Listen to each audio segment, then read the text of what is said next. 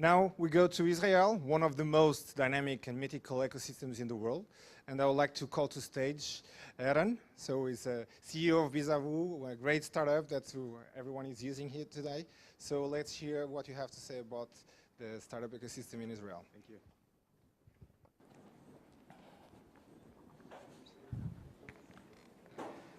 So, good evening. Thank you. Thank you very much. So I take the challenge of being the last speaker of the conference.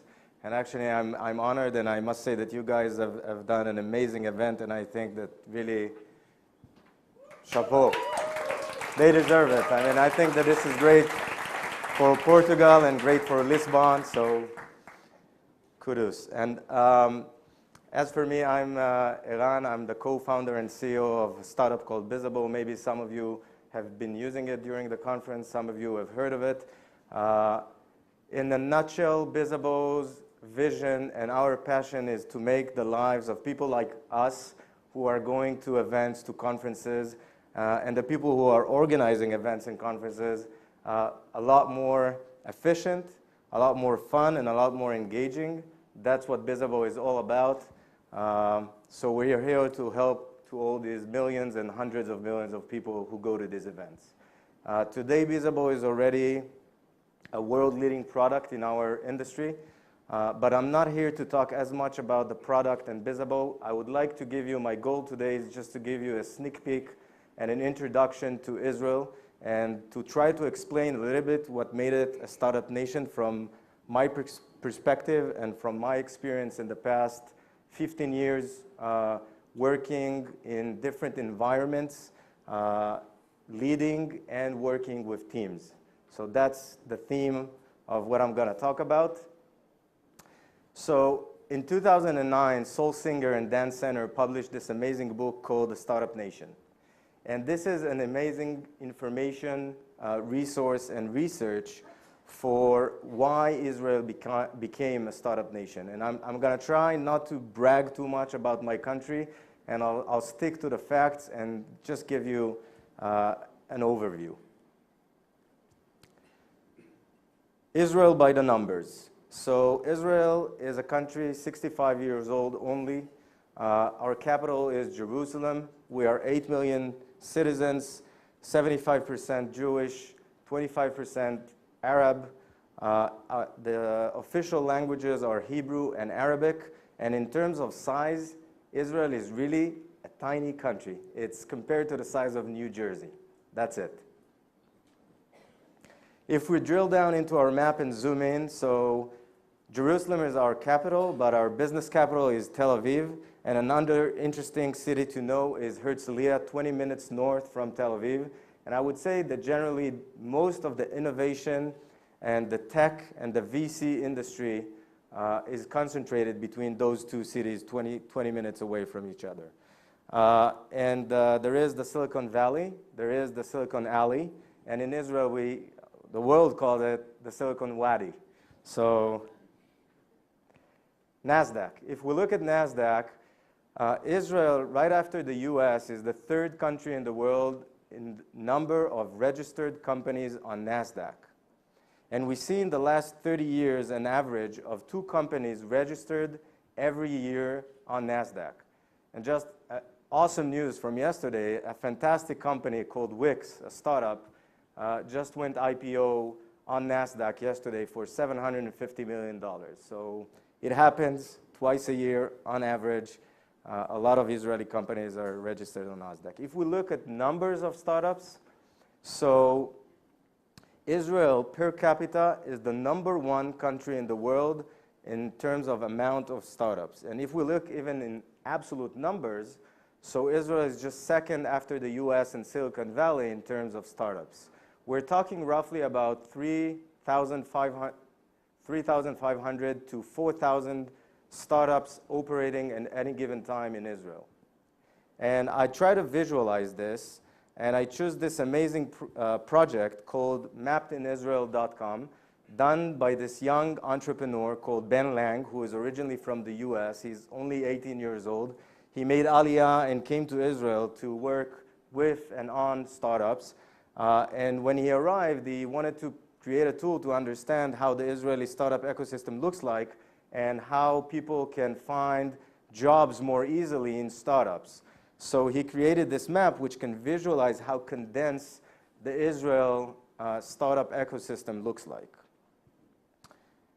In terms of raising capital in VC, so Israel is #1 in the world per capita, twice more than the US, 30 times more than the entire Europe, 80 times more than India, and 300 times more than China.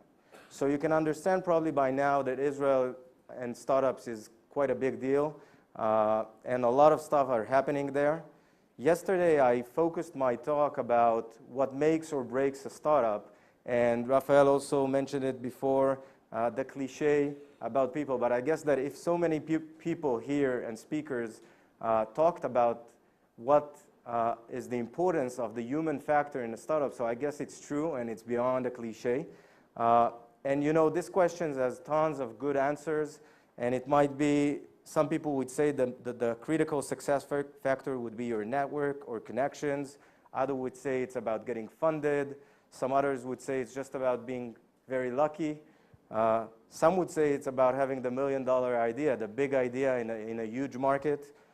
Some would say it's all about having a good exit strategy. But I say, like many others, that it's the human factor behind it. And how is it related to what I'm talking about Israel and the startup nation is because it's a cultural thing that makes Israel, in my belief, a startup nation. So I just, the drawing guys are doing an amazing job. I was fascinated from that. So they really summarized why I think that people are the critical success factor for a startup, and I'll try to put it like they did in one page, in one sentence.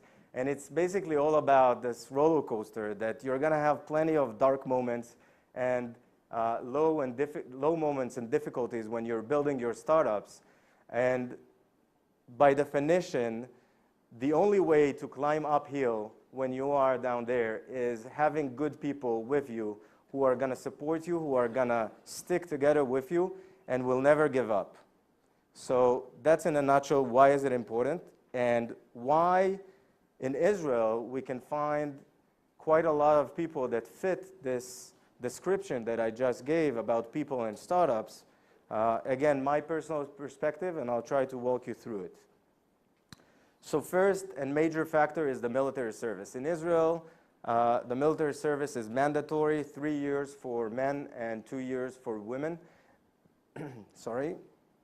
And I've served for 9 years in the Israeli Air Force, and from my experience, I think that the main skills that those young people, 18 years old, are getting from the military service are leadership, teamwork, a sense of meaning, which means that they are doing what they're doing for something that is greater than them, and they're getting used to it, not only to serve their own needs and desires.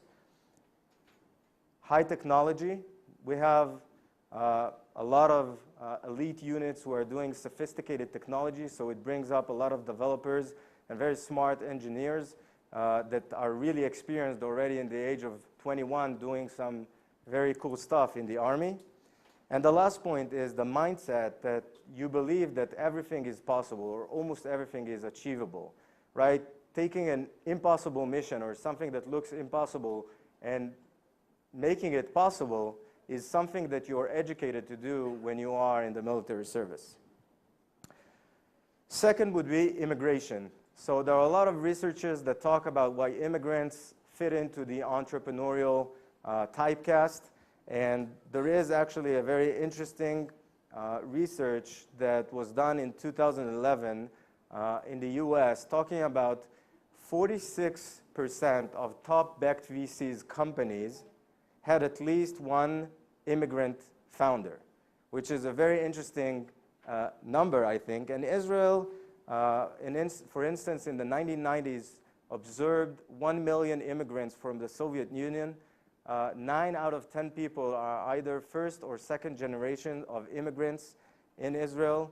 And the mindset of an immigrant that sometimes, or most of the times, has to prove himself, and many times hasn't got much to lose, can allow him to take more risk and be in the right entrepreneurial mindset. Another thing that is related to this somehow is called Hutzpah.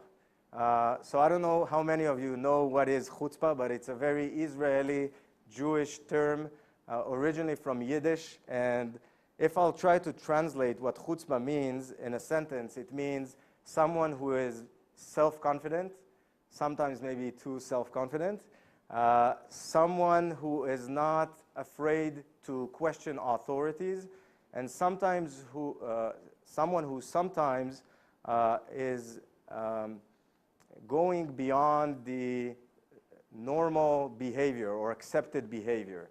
This is what chutzpah is all about. And Israelis in general have a lot of chutzpah, and when you are an entrepreneur building your startup, this can be actually a very good asset. Next one would be government support. A great example would be the Yozma project. Yozma in Hebrew is initiative, and it was done in 1993, where the government gave amazing incentives, tax incentives to VCs, foreign VCs, to invest in Israeli companies. Not only that, they doubled any investment that a foreign VC invested in an Israeli company. What it did is that it rose the amount of investments in Israel by 60. So we saw between 1991 and 2000, the investment went up from 60 million a year to 3.3 billion a year. And this could be a great example for any government or country that want to create a change in terms of startup. Higher education, so Israel is #1 in the world per capita in number of engineers, twice than the US and Japan, and #1 in the world per capita in university degrees in the society. Last point would be the geopolitical climate and the lifestyle of an Israeli. So there are a lot of researchers talking about what it has to do with the willingness of people to take risk and be innovators.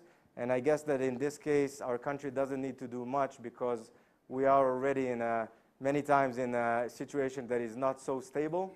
And that also probably has a lot to do with risk-taking and being innovative and entrepreneurial. So to sum up, I would say that the main factors, in my opinion, why Israel is a startup nation is the military service, immigration, government support, the Israeli chutzpah, the geopolitical climate and lifestyle, and very high rate of high education. So with that, I would like to thank you very much. It's been a real pleasure. Thank you.